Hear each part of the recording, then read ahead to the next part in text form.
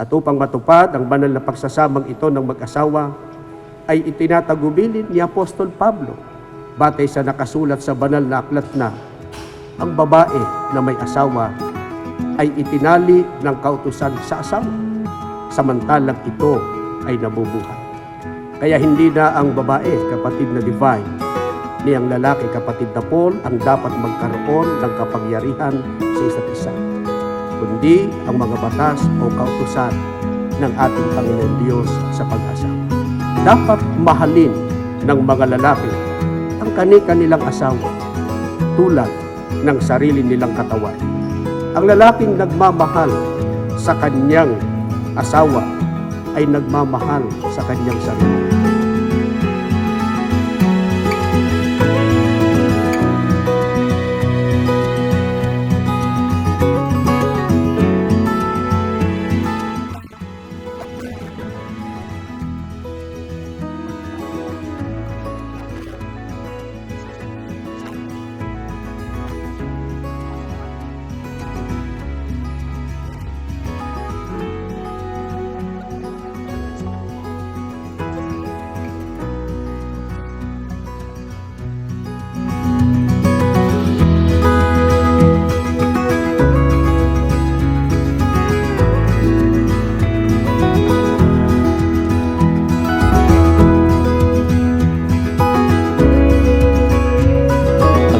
Parang spark ba? Hindi mo sabihin na, ay, ito siya na para sa akin, di ba? Hindi. May something talagang siya talaga. May hirap i-explain sabihin. Tsaka, we work namin yung relationship namin together. Hindi lang ako, hindi lang siya. Both of us. Gusto ko mo lang malaman mo na I'm so thankful, I'm so lucky na ikaw yung magiging mapapangasawa ko. Salamat sa lahat ng mga pagmamahal na nabigay mo sa akin, each other. Sorry sa mga nagawa ko o pagkukulang. Alam mo naman yun, di ba? Pero nandito tayo, di ba? Wedding day. So gusto ko lang malaman mo talaga na sobra kitang mahal. At I can wait to spend the rest of my life with you. The sound of the waves, the feel of the water, the calming way it washes all the sons and the daughters. Should the rivers flow to the tall treetops, I'm gonna hold back all the rain, every single drop.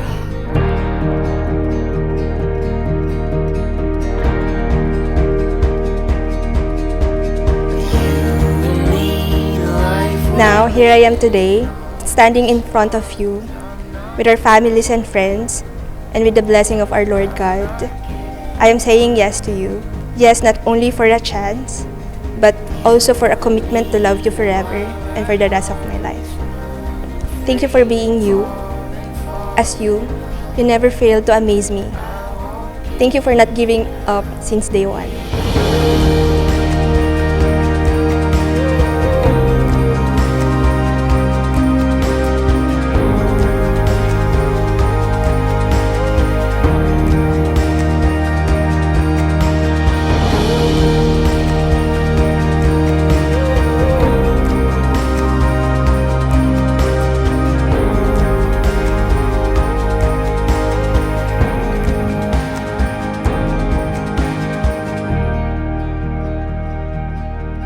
Isa lang ang wish ko sa inyong dalawa. Much love and happiness with your new life all together. Nung maliit pa si Divine, pangarap na niya itong araw na ito. So, dumating itong araw na ito, her dream was fulfilled together with his new Prince Charming, Mr. Paul Salazar.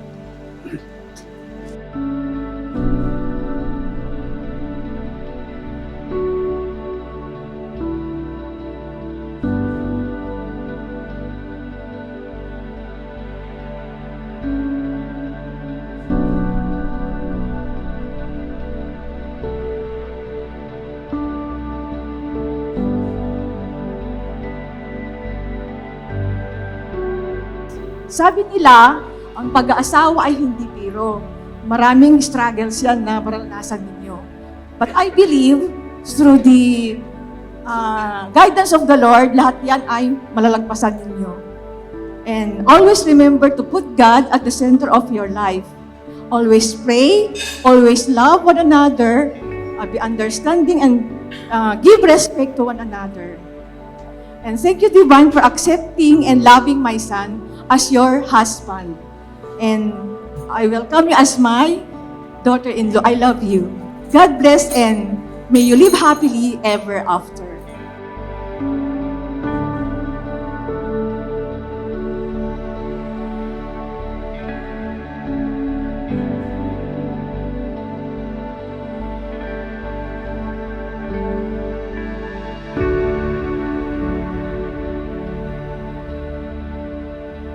She's pretty much capable of everything. Magaling siya sa lahat ng bagay. She excelled in school, in her job, in her dreams. Well, there are things also na medyo alam mo na, like cooking, cleaning or washing. In short, di siya bagay maging katulong o yaya. What if we walked into the airport and bought a ticket at the counter and just flew? Spin the globe and close your eyes. I'll go anywhere it lands with At new journey nyo syempre sa married couple. Congrats sa inyo. Message ko sa inyong dalawa, magmahalan, respeto sa bawat isa. At message ko sa aking kuya, the best ka sa pagiging kuya. Mabait, galante, kengkoy. At higit sa lahat, family-oriented. Sobrang saya ko at excited sa new chapter ng buhay nyo bilang mag-asawa at sa magiging future family nyo. Congrats, Kuya Paul and Ate Divine. And Ate Divine, welcome sa family Salazar. We love you.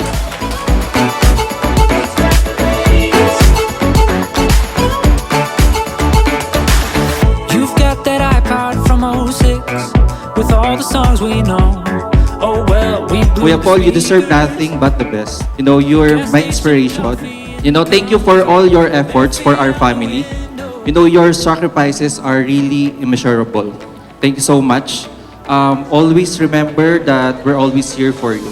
I wish love between you both to grow strong enough to conquer all the ups and downs of marriage life. freeway until it ends. I know I'm crazy. So are you. Let's drive to Vegas, baby, right now. Let's drive to Vegas. Let's drive to Vegas. I know I'm crazy. Crazy about you. Let's drive to Vegas, baby, right now. Let's drive to Vegas. 8 years relationship, it's a whole LDR process. So it's really hard. So we usually see each other once a year or twice a year. We always commit na never in a day na hindi kami mag-uusap, even na nag-aaway kami. So every day, walang araw na hindi kami mag-kausap, kahit mag-aaway. So yun yung pinaka-key namin is the communication. We're excited to celebrate and spend the days together as husband and wife. Richmond was on fire. Yeah, the Tigers won. Is it you I long for? Or is this a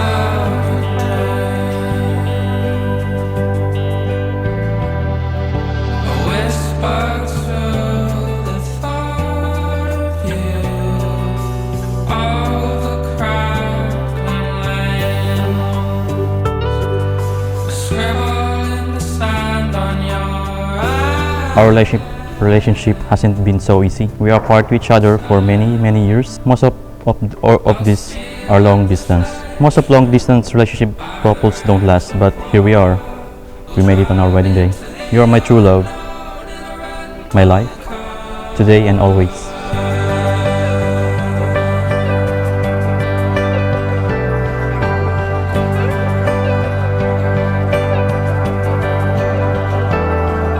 It's not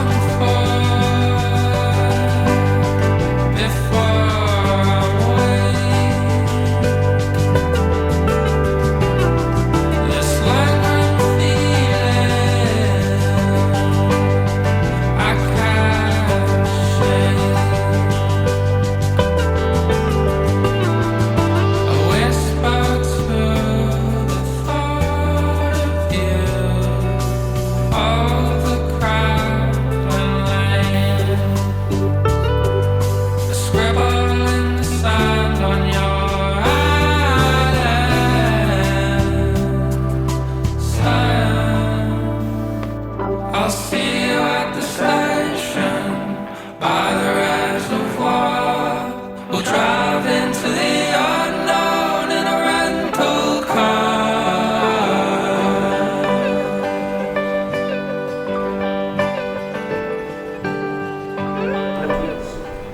At nang naririto mga saksi, nakunin si kapatid na Divine na maging iyong tunay na asawa.